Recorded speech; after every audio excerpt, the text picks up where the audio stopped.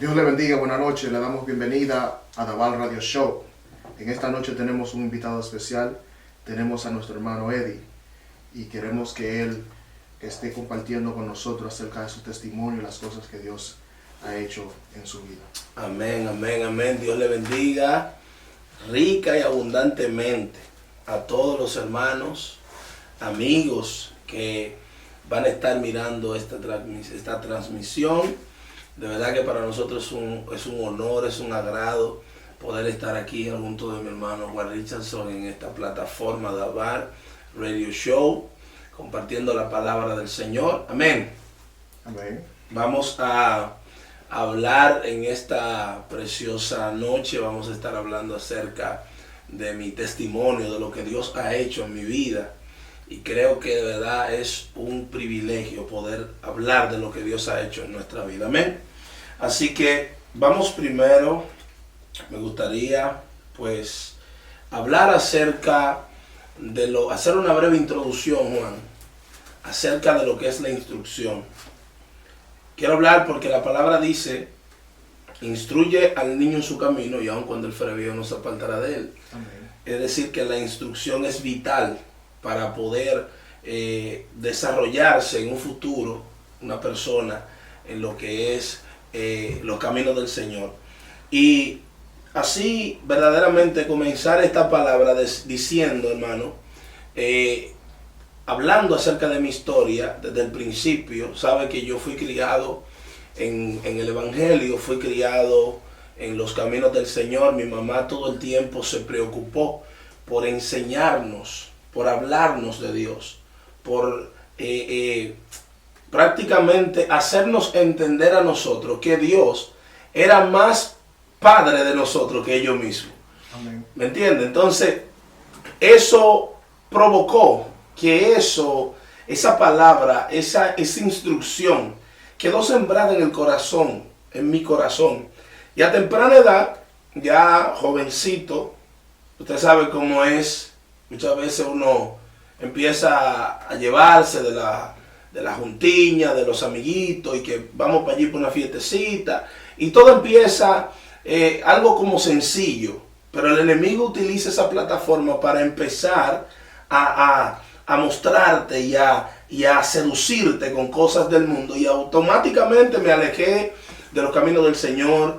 Empecé a tomar alcohol, empecé a salir a fiestas, empecé a moverme en ese ámbito, hasta llegar, hermano, a lo que es las drogas. Empecé a consumir marihuana, empecé a consumir, y ya llegó un tiempo en el que conocí la cocaína también. Llegó un tiempo en el que todo eso empezó a afectarme, porque eso tiene etapas, las drogas tienen etapas. Y yo verdaderamente, hermano, que puedo hablar con propiedad de esto. ¿Sabe por qué? Porque yo, hoy siendo cristiano, yo he podido evaluar.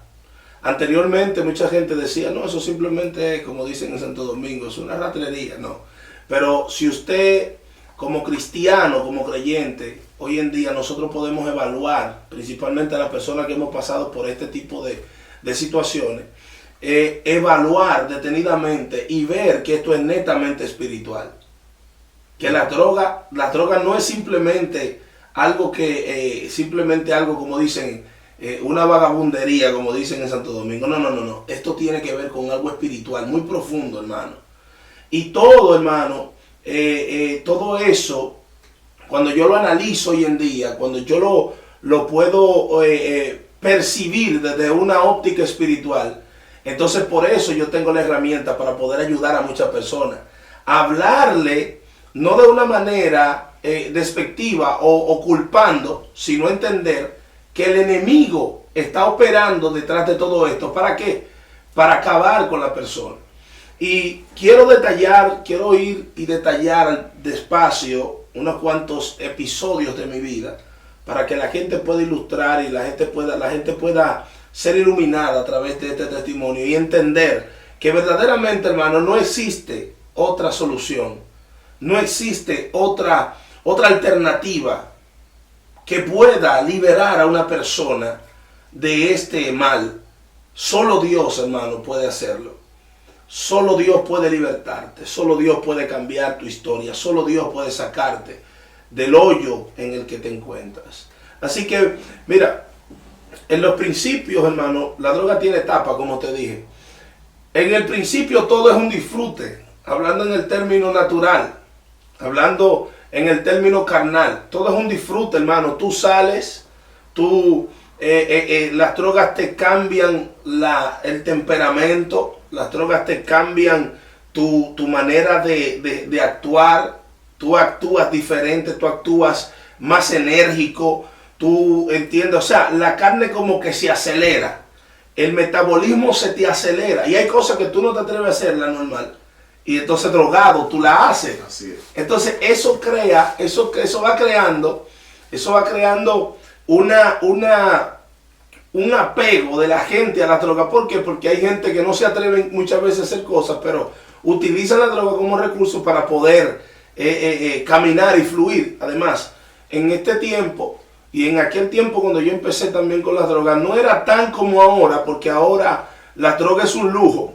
Ahora es algo, por ejemplo, ya los jóvenes, anteriormente a un joven tú le decías, tú fumas marihuana y él se negaba. Pero ahora hay gente que tú dices, tú fumas marihuana y es un lujo. Un orgullo para ellos. ¿Me entiendes? O sea, automáticamente las cosas han cambiado tanto. Pero en aquel tiempo se hacía más discreto, las cosas se hacían más discretas, pero es como te digo, hermano, hay cosas que no se pueden ocultar, al fin y al cabo las cosas se saben. Y todo este asunto, hermano, es progresivo.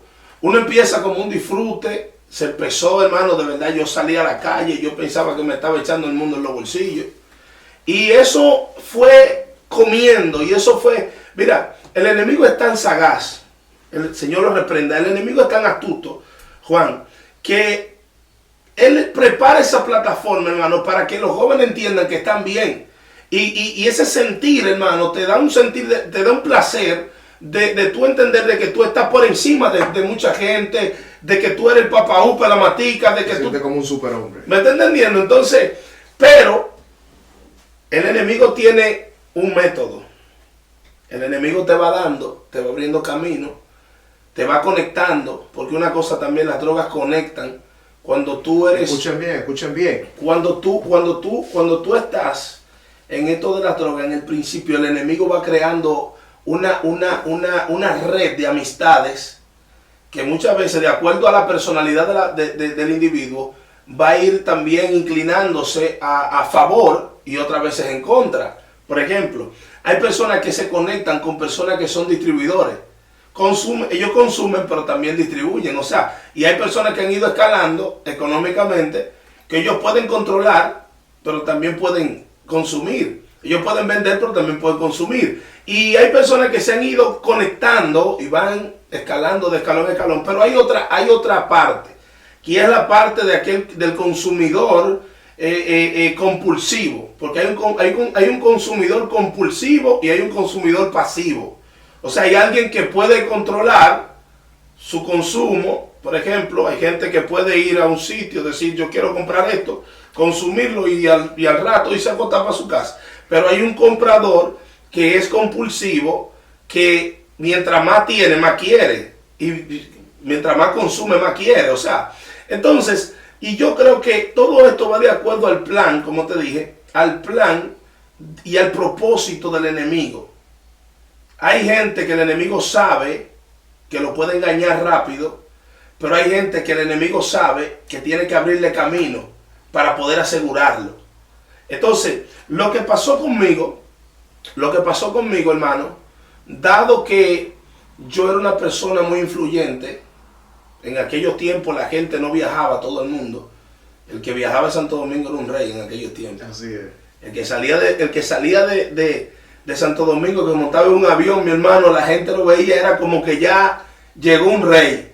Entonces yo tuve la oportunidad de salir del país muy joven, de mi papá viviendo fuera en el extranjero, me llevó muy joven a vivir con él, y tuve la oportunidad de ir y venir, y siempre tenía buenos tenis, tenía buena posición en el sistema que había en ese tiempo, y tenía muchas noviecitas, muchas cosas. O sea, era una persona bastante mencionada en el entorno, es decir, que yo tenía un arrastre.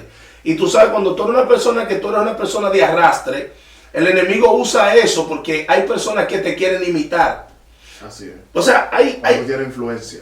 Exactamente. Entonces, que es lo mismo que pasa en el evangelio también. O sea, el enemigo opera en ti, y no solamente pensando en destruirte a ti, sino destruir a una generación que también te va a seguir a ti. O sea, que tú eres un modelo, que tú eres quizá su patrón a seguir. Entonces, en ese tiempo había muchas personas que sí, que veían a uno de esa manera. Veían a uno como un ejemplo, con cierta admiración, por así decirlo. Wow, el tipo siempre anda con buena ropa, siempre anda con buenos tenis, viaja, ¿me entiendes? Y se sabe mover, se sabe desenvolver en los ambientes y todo eso. Y todos esos ambientes, hermanos, fueron creando una atmósfera en mi mente. Y así mismo también en la mente de mucha gente, que yo sé y que pido al Señor, y por eso tengo esa necesidad de predicar, porque yo sé que así como fui ejemplo, o como fui un modelo para mucha gente perderse, o no perderse, porque yo sé que Dios ha obrado de una manera especial en muchas personas también, pero sé que muchas personas me seguían por lo que hacía. Y sé que muchos jóvenes quizás llegaron a la droga también por ese mismo modelo. Porque es lo que te digo, o sea, al principio todo brilla, al principio todo se ve bien. Pero, vuelvo y te digo, el enemigo tiene un modo de operar, y es que el enemigo te da. El enemigo te pone en la mesa todo lo que tú necesitas. Y mucha gente dice, fulano es un tigre. No. Hay algo detrás de eso que está operando para que él pueda conectarse. Porque el enemigo va operando, ¿sabe para qué? Para irte amarrando, para irte envolviendo. Porque sabe el calibre que hay en ti. O sea, el enemigo ve el talento. Tú sabes una cosa, que Satanás ve el talento en las personas en el mundo. Y saben, y el mismo enemigo, aunque no tenga omnisciencia, pero él sabe, él mira el talento y él sabe verdaderamente que ese talento depositado en la mano de Dios es peligroso. El enemigo dice, yo tengo que envolverlo lo más que pueda para terminar con él, porque ese es el objetivo. ¿Me entiendes? Entonces, hoy yo puedo verlo, como te dije, desde la óptica espiritual, y yo puedo también enfocarme en muchas personas y ver cómo personas están hoy en día, que tú lo ves que dicen, estoy coronado. Tú ves que dicen, tengo todo. Pero cuando tú vas al trasfondo del asunto, tú puedes ver, tú puedes ir editando tú mismo en tu mente la película, y tú sabes cuál es el final. Entonces tú puedes expresarle a esa persona cuál es el final, porque el final es trágico. La película de Satanás no termina en terminaron felices para siempre, no. Esa no es el final. El final es que muere, el protagonista muere. El protagonista somos nosotros, los protagonistas de la película, que el enemigo allá afuera somos nosotros, pero al final el protagonista muere. Entonces, esa manera de operar, hermano, me llevó a mí, Juan, a yo tener tantas cosas a la mano. Tenía una habilidad tremenda para conseguir dinero. Aparte de que tengo el talento, soy peluquero y tengo muchas otras cositas que sé hacer manualmente, pero también tenía la habilidad de conseguir el dinero, conectarme con la gente. Y la gente veía en mí ciertas cosas y la gente era suelto conmigo. Tenía la capacidad de hacer tantas cosas, y por eso siempre tenía algo, la manera de cómo desenvolverme en ese mundo. Pero todo fue menguando porque, como te dije, Él te da, pero al final te pasa una raya. Y como dicen, Él te arropa, pero te deja los pies afuera. Así. Y escuchando tu historia, me acuerda la historia del apóstol Pablo. Como Satanás, bueno, él estaba en el judaísmo, y como él dice que él aventajaba a todo su contemporáneo. Y vemos cómo él era utilizado en ese ambiente. Él era una gran influencia. Amén. Él perseguía a la iglesia, hizo todo lo que hizo hasta que se encontró con el Señor. Y el potencial que él tenía era un potencial que Dios lo usó también a favor de la obra. Amén. Amén. Entonces, eso es lo que el enemigo ve, el potencial que uno tiene. Y por eso él trata de destruirte. Él ve el potencial que tú tienes, el liderazgo, cómo tú influyes en las personas. Y él trata de utilizar todo eso que Dios ha depositado en nosotros para utilizarlo para mal. Pero Dios siempre tiene un propósito. Amén, amén. Y mira, de verdad que es bastante poderoso, hermano, el plan de Dios, lo que Dios tiene para nuestra vida, cómo el enemigo, cómo el enemigo teje esa telaraña para matarnos, y ver cómo Dios obra sacándonos de ahí, ver cómo Dios dice, espérate, ese no es el plan y el propósito que yo tengo con él, y cómo Dios cambia la historia de una persona, porque hermano, todo eso fue creciendo hacia arriba, humanamente hablando, pero llega un punto, hermano, en que el enemigo dice, ahora me toca cobrarte. Así es. Y cuando el enemigo empieza a cobrar aquello que era un disfrute, aquello que era un gozo, ahora se vuelve una pesadilla. Porque ahora ya yo no puedo disfrutar como disfrutaba antes, en la carne, hablando en el ámbito carnal, no puedo estar con la gente, porque ya la gente empieza a darse cuenta de que tú tienes un problema, y nadie quiere estar al lado de personas que tienen problemas, solamente los que tienen problemas, ¿me entiendes? Entonces ya empiezan a apartarse, quizás ciertas amistades familiares también empiezan a apartarse, porque la familia empieza a verte como una mala influencia para sus hijos, ya empieza la familia a rechazarte y a obviar ciertas cosas para que tú no puedas entrar en su círculo. O sea, llega el momento en que personas que te estimaban en el barrio también empiezan a menguar y a alejarse de ti. ¿Por qué? Porque empiezan a ver que tú tienes un problema. Entonces imagínate tú, todo eso, hermano, todo eso fue creciendo, ese problema fue creciendo, y llegó a un punto en que ya yo vivía para consumir y consumía para vivir. O sea, llega un momento en que ya tú te haces dependiente. Y cuando ya tú te haces dependiente, el día que tú no tienes dinero, entonces tú empiezas a empeñar, empiezas a vender, empiezas a buscar la manera de cómo conseguir la sustancia, porque ya tu cuerpo es como cuando usted tiene hambre. Es como cuando usted tiene hambre. Cuando usted tiene hambre, porque hay niveles en el hambre también. El hambre hay apetito. Pero cuando usted tiene hambre de la que duele, como dice Jesús de Romero, hambre que duele, que te debilita, que te desespera, hermano, entonces ya usted tiene que buscar la manera de cómo comer. Entonces eso pasa con la droga. Cuando uno llega a ese punto, hermano, ese demonio se apodera de la mente del ser humano, y llega al punto, hermano, de que la gente ya no puede valerse por sí mismo, ya depende de la droga, ya depende de eso. Y es un mundo muy oscuro, es un mundo muy feo. Mira, los muchachos hoy en día no saben. Me da mucha lástima que hoy en día en las redes sociales, en los videos, en todas esas cosas que se están presentando, me da mucha lástima de que, como te dije, es un lujo para muchas personas hoy en día que están empezando con marihuana, todos esos jovencitos que tú lo ves, que suben en los videos, suben fumando marihuana. Casi todos los videos de los raperos tiene que subir, tiene que ver drogas. Si no encaja como en el sistema. Y los muchachos no saben en el hoyo que se están metiendo. Hermano, porque vuelvo y te repito, todo se ve muy bien. De fuera tú lo ves muy, muy agradable, muy, la checha, ok. Pero va a llegar el punto, hermano, en que ese demonio, porque es un demonio, ese demonio se va a ir apoderando de la mente, del alma, va a ir apretando, hermano, hasta tal punto de que solo la misericordia de Dios puede operar y sacar a una vida de ese mundo. Y de verdad que llegar al punto, hermano, en donde usted empeña hasta lo que no es suyo, vende hasta lo que no es suyo, gasta el dinero que no es suyo.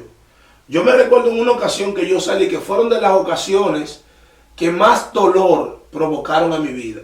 Que mi mamá estaba enferma, yo estaba trabajando en un camión, me acuerdo, con una persona, estaba como ayudante de camión contratista. Y yo estaba trabajando con esa persona, cobré ese día, mi mamá me llamó y me dijo, Eddie, necesito que me compre la medicina. Mi mamá es hipertensa y tenía que comprar una medicina, no recuerdo bien si era la medicina de la presión o qué era, pero era una pastilla que ella necesitaba. Y me dijo, yo necesito que tú me compres esa pastilla. Y yo le dije, sí, mami, desde que yo cobre hoy yo le voy a comprar eso. Y yo, con mi buen corazón, con el deseo de hacerlo, yo cuando cobré, desde que me desmonté del carro en el lugar donde iba para mi casa, me recordé de la pastilla, pero cuando voy hacia la farmacia me encuentro con supuesto amigo, un amigo de consumo, yo lo llamo amigo de consumo. Y cuando me topé con ese amigo de consumo, me dice, hermano, me dice, hey, yo tengo una cosa aquí. Digo, bueno, pues vamos a darle, porque de una vez entró la desesperación. Sí. Y ya la pastilla, yo dije, yo la compro ahorita. Pero ya el ahorita se fue extendiendo hasta que cerraron la farmacia. Yo me olvidé de eso.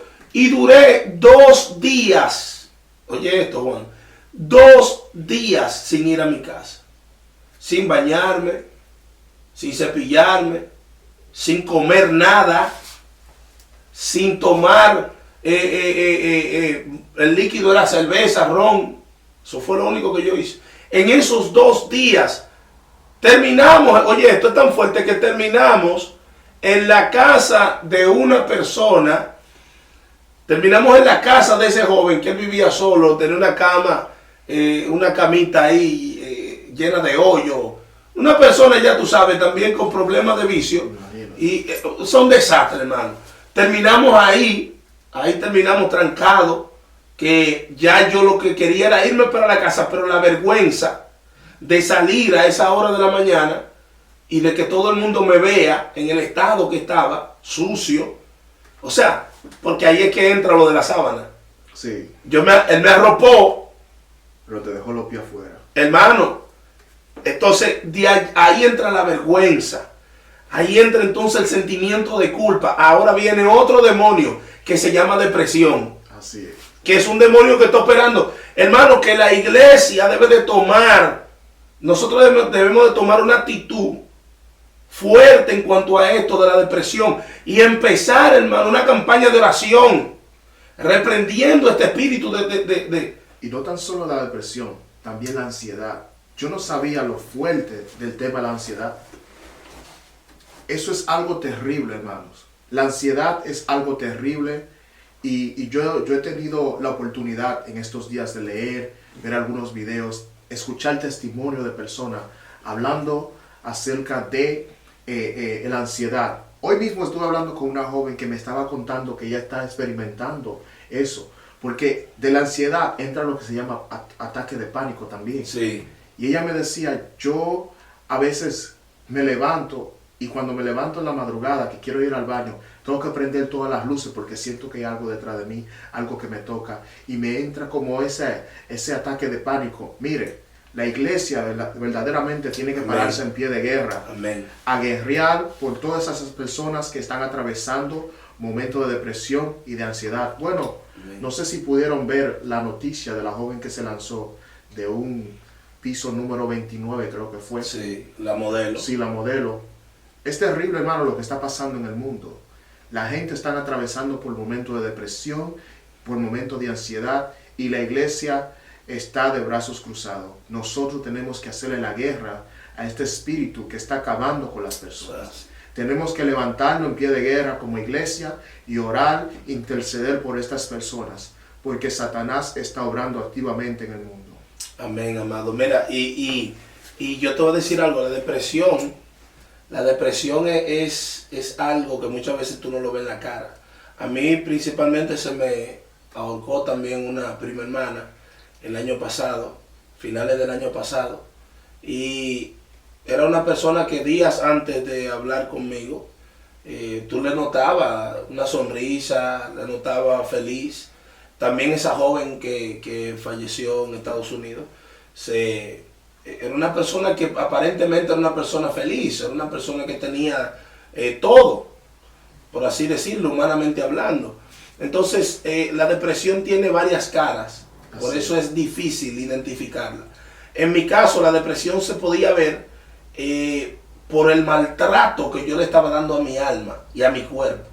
O sea, por la manera abusiva, compulsiva, abusiva que yo estaba consumiendo sustancias ilícitas. Y hermano, que este asunto de la droga, principalmente la cocaína, la gente ni sabe qué es lo que se está metiendo en la nariz. La gente no sabe lo que está consumiendo, hermano. Eso tiene de todo, gasolina, éter, eso tiene muchísimas cosas. Muchos químicos. Entonces, todos esos químicos, cuando la gente consume eso, la gente empieza a conseguir hasta condiciones hepáticas, la gente empieza, hermano, porque el cuerpo entra en un estado, Juan, de una fiebre, una alta temperatura. El cuerpo te está diciendo hay algo que está mal. El cuerpo te está diciendo hay algo que no está bien, ¿me entiendes? Entonces, hermano, toda esa cosa, no solamente espiritual, no solamente emocional, sino también físicamente, te empiezan a destruir, empiezan a acabar contigo. Y ya en el punto, hermano, en que tú te estás autoaniquilando, eso es algo deprimente. Cuando usted ve, mira, yo vi un joven una vez fumando, que se le salió un diente fumando crack. Y oigan esto, los jóvenes que empiezan con marihuanita y empiezan con cositas, hermano, todo eso es progresivo. Llega un punto en que tú quieres cambiar. Llega un punto en que ya tú dices, no, esto no me está provocando, no me está satisfaciendo lo que yo quiero, algo más. Y eso es progresivo. Y aunque no cambies como quiera, la marihuana misma también llega a un punto en el que empieza a adormecer tanto el cerebro, que hay gente que tú lo ves en la calle, que tú lo ves como zombie, y lo que fuman es marihuana. Al final, hermano, ese joven estaba fumando y se le salió un diente fumando crack.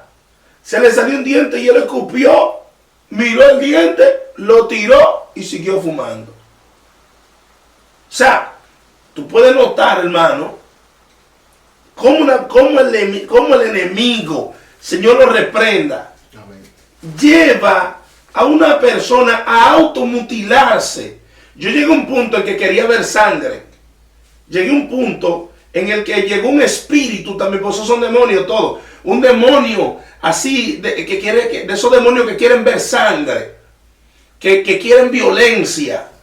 Y cuando tú no encuentras a quién violentar, te autoagredes tú mismo. Yo tomaba gilet en ocasiones para cortarme yo mismo.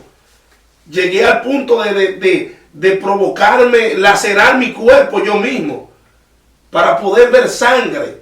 Todas esas son cosas, hermano, que mucha gente no lo sabe. Hay gente que no lo testifica, hay gente que no lo dice. Pero mira, son tantas las cosas, hermano, oscuras, las cosas feas que uno puede experimentar cuando uno toca a fondo y cuando el enemigo empieza a operar en ti.